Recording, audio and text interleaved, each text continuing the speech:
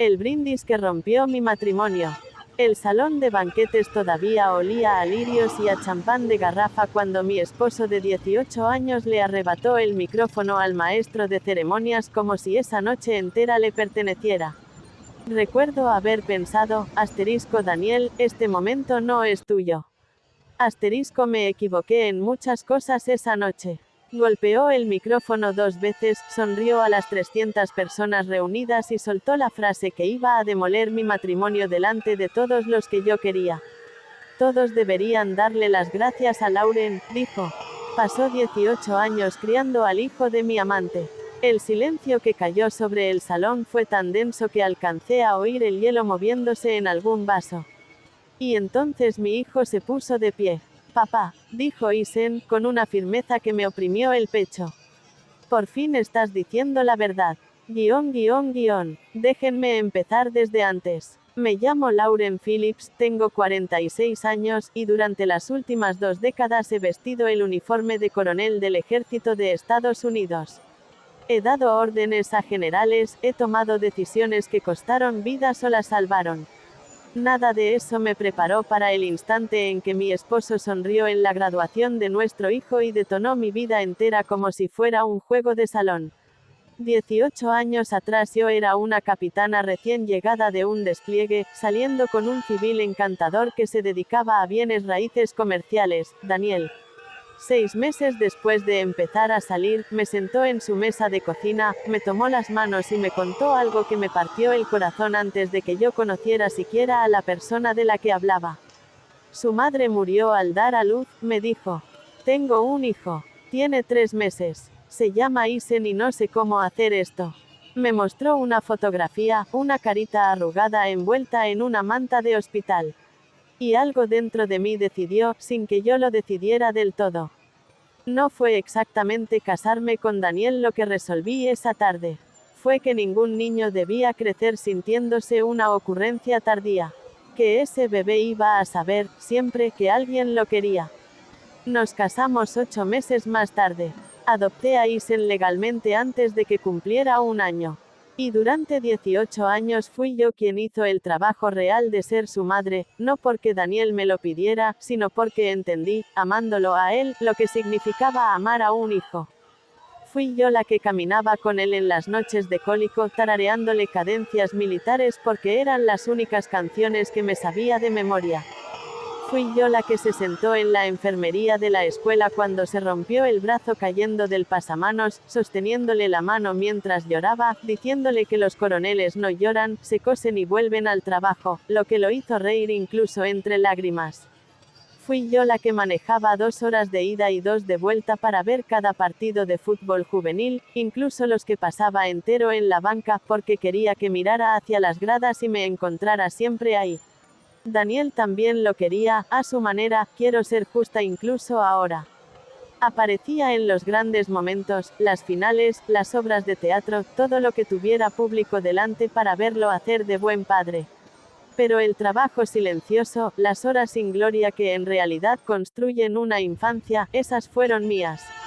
Hubo señales, claro, pequeñas cosas que no encajaban y que dejé pasar porque examinarlas se sentía como una traición.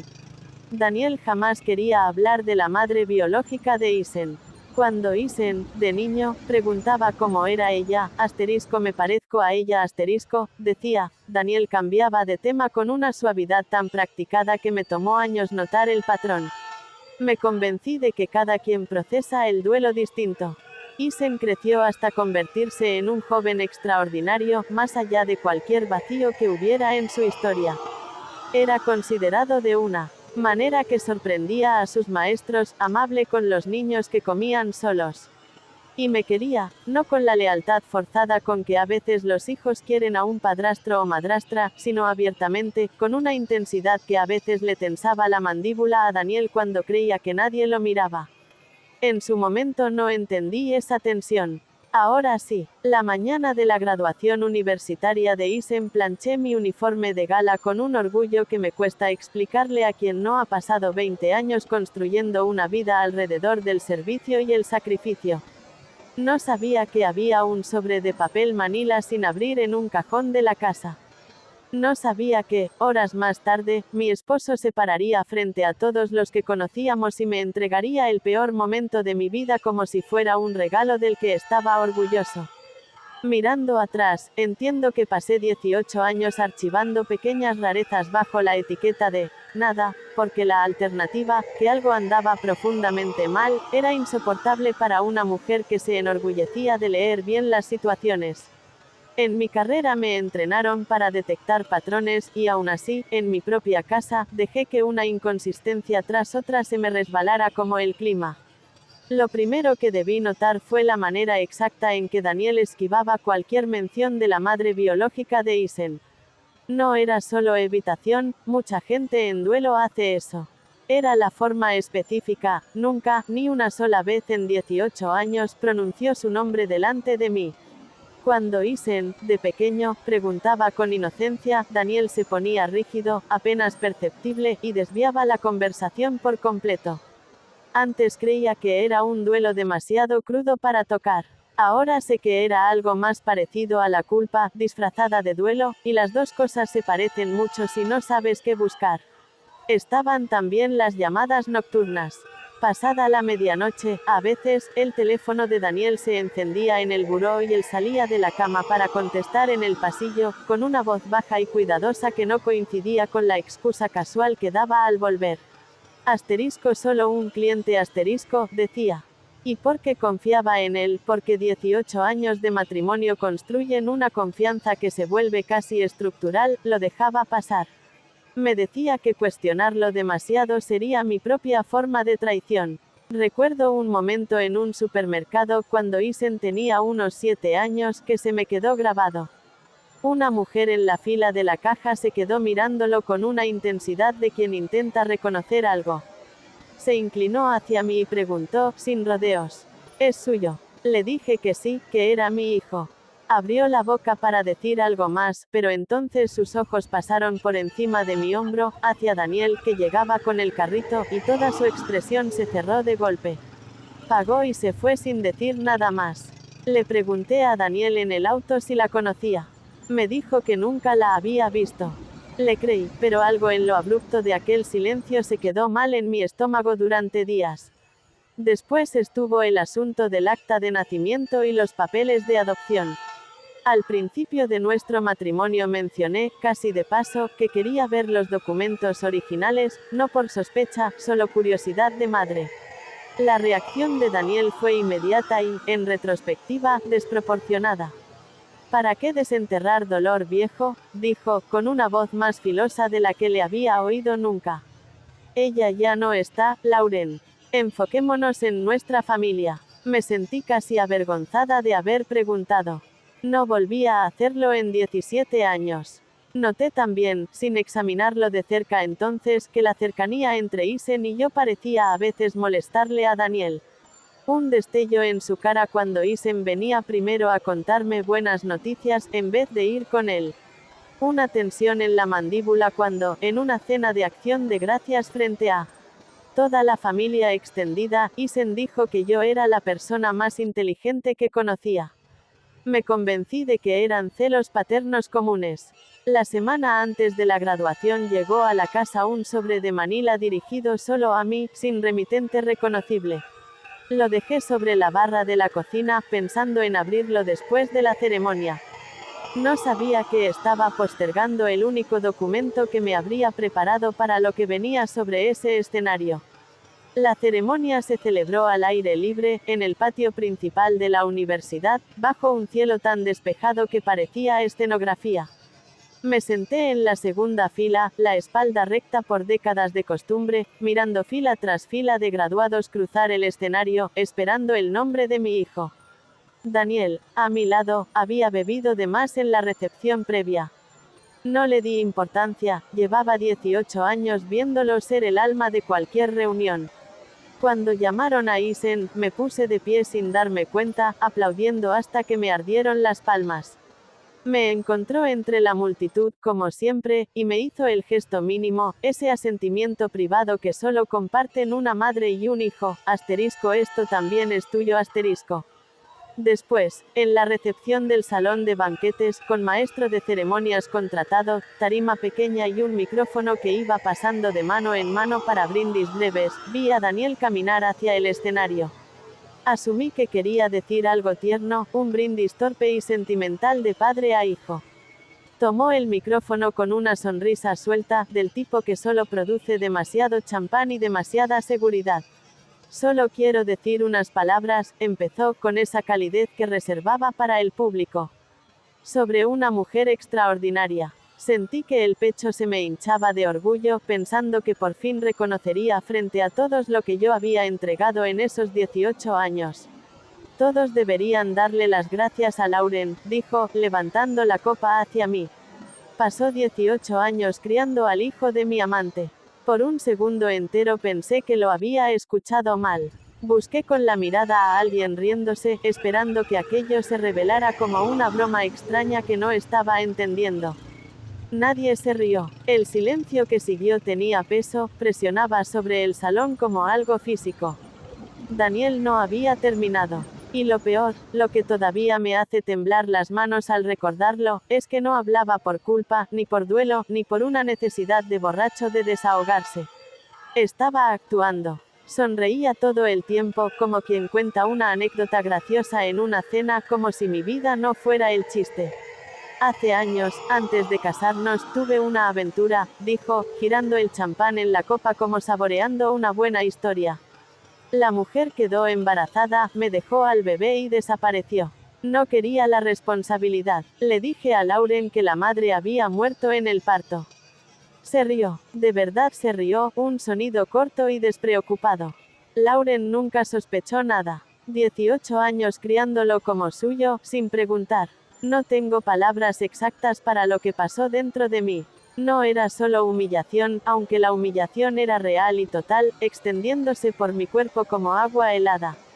Era la crueldad específica y calculada de todo aquello, que sonriera mientras lo contaba, que hubiera elegido justo ese momento, la graduación de nuestro hijo, como escenario de su confesión.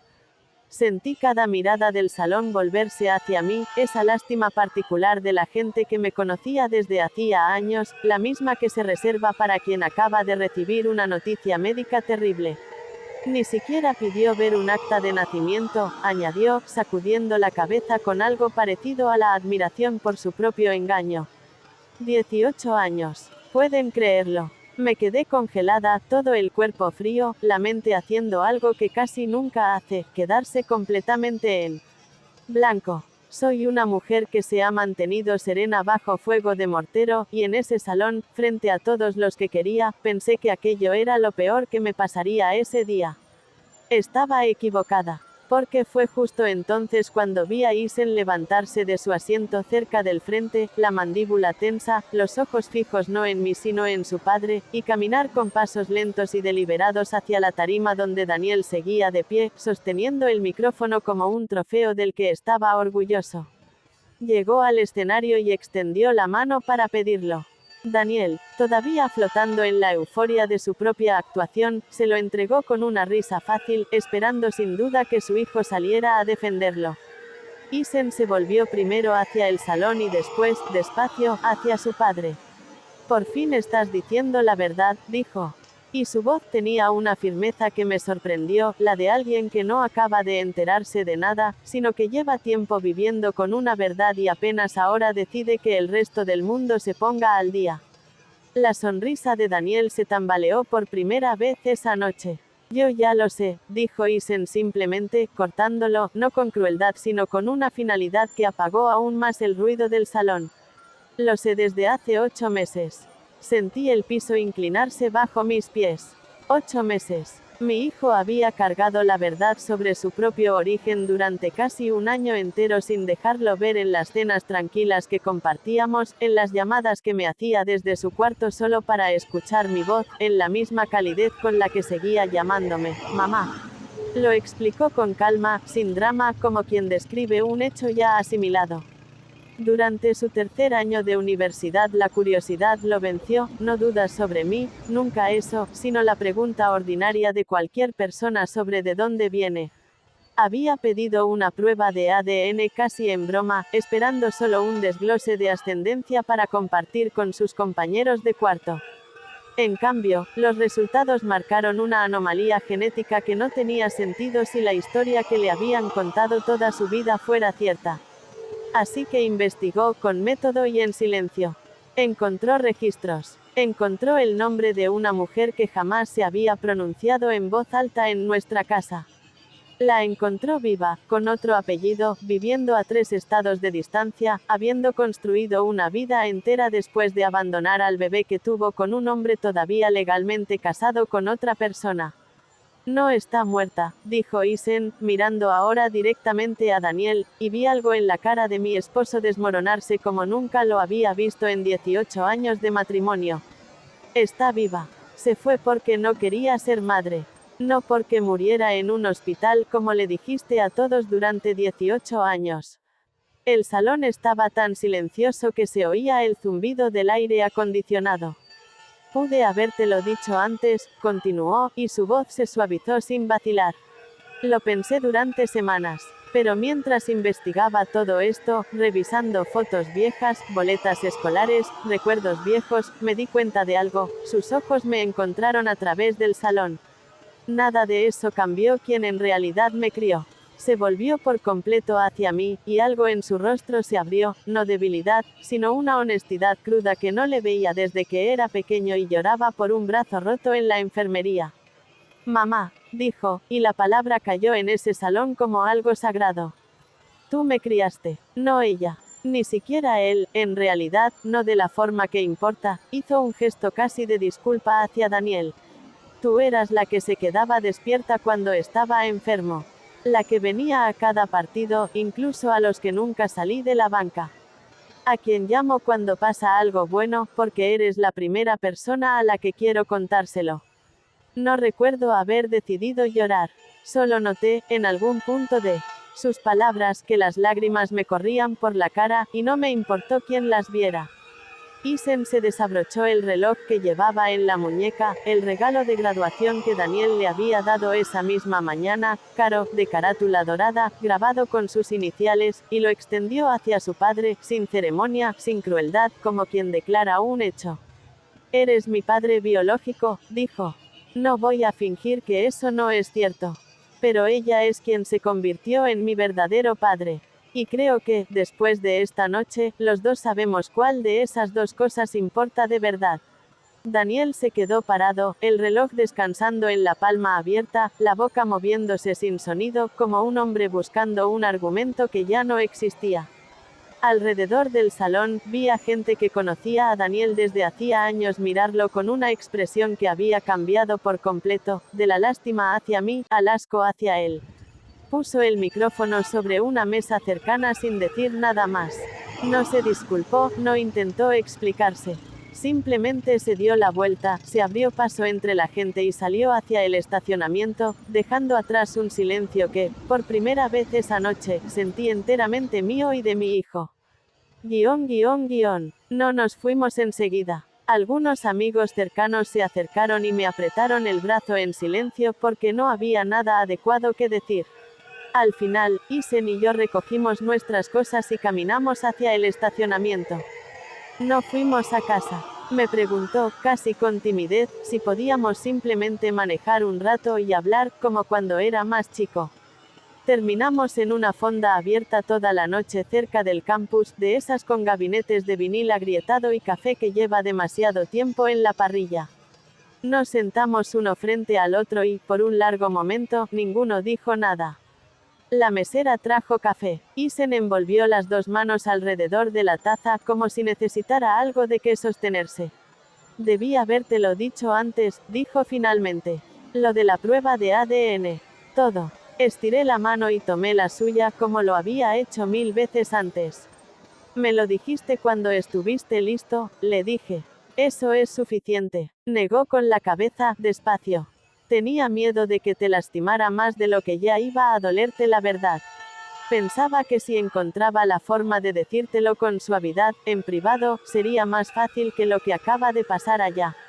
Tu padre nos quitó esa opción a los dos, dije. Y lo dije sin amargura, solo como un hecho.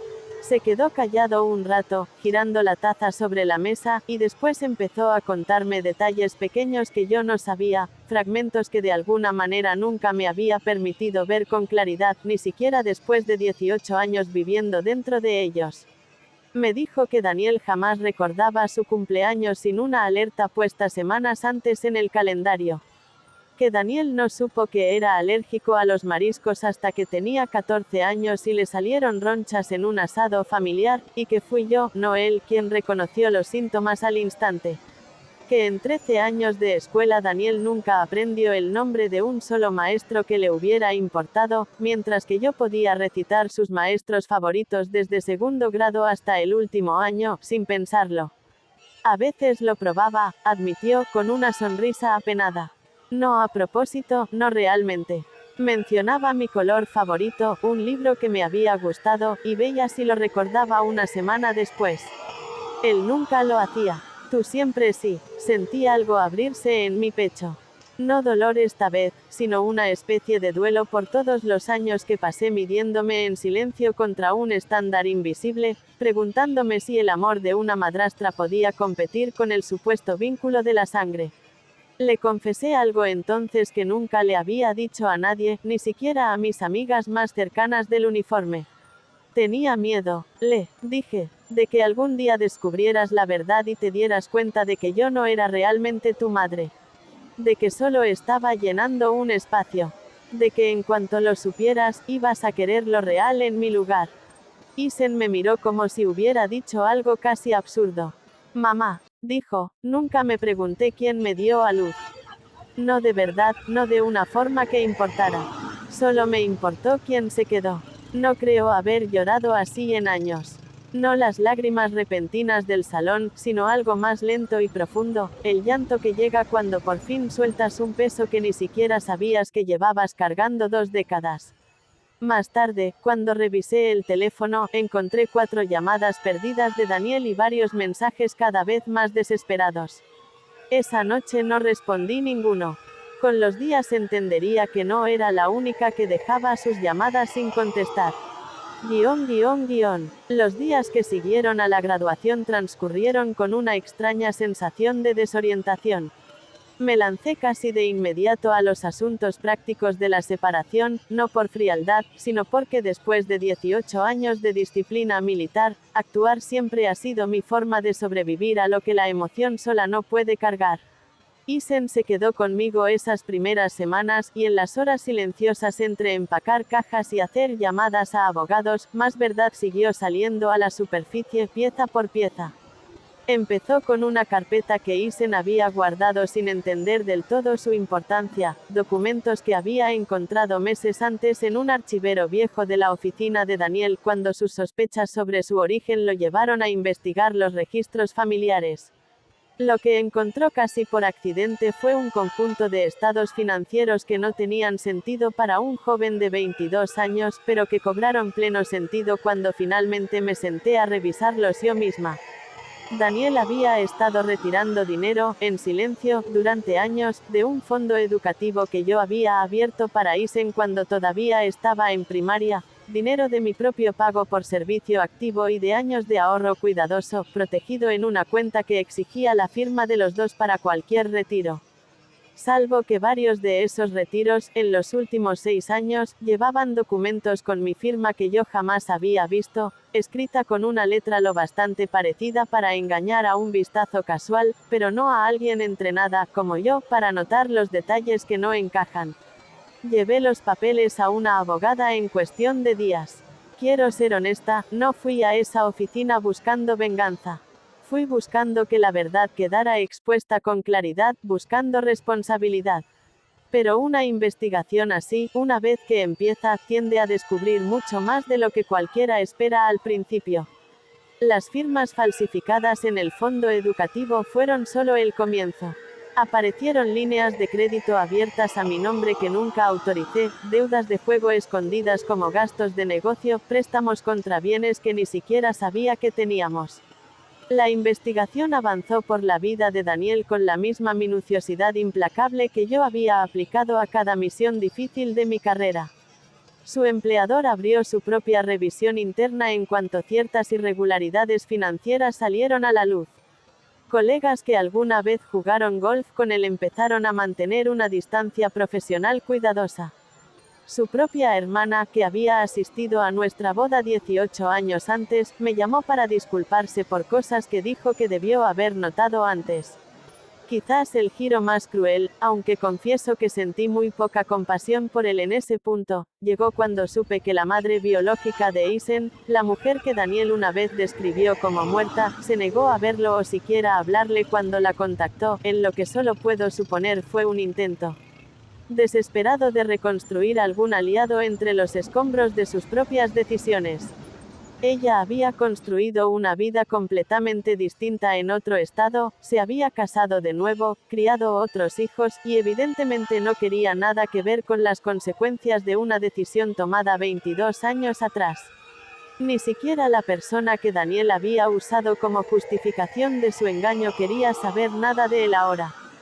Casi 6 semanas después de la ceremonia, tocaron a mi puerta tarde una noche. Miré por la mirilla y vi a Daniel de pie en el porche, solo, viéndose más pequeño de lo que lo recordaba. El hombre seguro que alguna vez tomó un micrófono con tanta confianza descuidada ahora estaba con los hombros hundidos, las manos hundidas en los bolsillos como alguien que se había quedado sin cuartos dispuestos a dejarlo seguir actuando. Cuando abrí la puerta, me miró con una expresión que jamás le había visto en todos nuestros años juntos, algo despojado de actuación, algo casi honesto por primera vez. Lauren, dijo, con la voz áspera. Podemos hablar. Isen apareció en el pasillo detrás de mí antes de que pudiera responder, habiendo reconocido la voz de su padre a través de la puerta. No se veía enojado, se veía tranquilo, con la misma calma firme que lo había llevado hasta ese escenario en su graduación. Pasó junto a mí para enfrentar a Daniel directamente. Los ojos de Daniel se posaron en su hijo y algo en su compostura terminó de romperse. Isen, dijo, la voz quebrándose de una forma que me sorprendió. Sé que no merezco esta conversación. Sé que no merezco nada de ninguno de los dos. Pero eres mi hijo. Eso nunca dejó de ser cierto, sin importar qué más hice mal. Vi a Isen considerarlo un momento, no con crueldad sino con la misma reflexión honesta y sin teatro con que lo consideraba todo. La biología te hizo mi padre, dijo finalmente, la voz baja pero absolutamente clara. El amor la hizo mi mamá. Son dos cosas distintas, papá. Creo que pasaste 18 años esperando que fueran lo mismo, y cuando resultó que no, no supiste cómo vivir con eso. Yo sí hice las paces con eso. Daniel no tuvo respuesta. Vi algo en su rostro derrumbarse por completo. Y por primera vez en 18 años de matrimonio, no sentí ningún impulso de consolarlo. Me quedé ahí, firme, y dejé que el silencio cargara todo el peso que necesitara cargar. Cuando finalmente hablé, no alcé la voz. Me agradeciste frente a todos los que conocemos por criar al hijo de tu amante, dije. Lo dijiste como un insulto.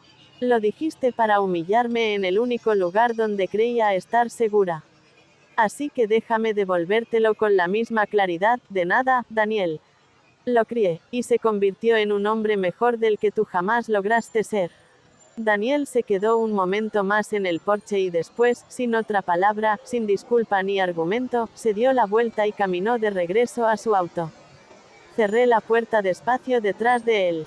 Isen y yo nos quedamos juntos en el pasillo, en silencio, simplemente respirando en la extraña quietud de un capítulo por fin cerrado. Pasaron los meses después de esa noche, y la vida siguió su curso. Isen empezó su primer trabajo ese otoño, y la empresa organizó una pequeña ceremonia de inducción para los nuevos empleados. Cuando llegó el momento de que dijeran unas palabras, me sorprendió pidiéndome que me parara a su lado, al frente del salón. Quiero presentarles a alguien, dijo, con los ojos puestos en los míos. Esta es la mujer que me enseñó lo que en realidad significa el honor. No con discursos. Con 18 años de simplemente nunca irse, cuando irse habría sido más fácil. No creo haber llorado tan abiertamente en un entorno profesional en toda mi carrera, y descubrí, parada ahí, que no me importaba quién lo viera. Porque en ese momento, mi hijo, adulto, exitoso, de pie, alto, eligió nombrar en público lo que en realidad era nuestra familia, y eso significó más para mí que cualquier medalla que me hayan dado jamás, que cualquier ascenso que haya ganado. Pienso a menudo en esa noche de graduación, en la humillación de todo aquello, en cómo Daniel quiso usar esas palabras como un arma, y en cómo esa arma falló por completo, porque al final, lo que intentó usar para destruirme terminó revelando quién era yo en realidad, y quién era en realidad mi hijo también. La familia nunca se trató de la sangre que compartimos. Se trata de quién se queda. Quién aparece a las 3 de la mañana. Quién recuerda las cosas pequeñas. Quién te elige una y otra vez, sobre todo cuando elegirte es lo más difícil.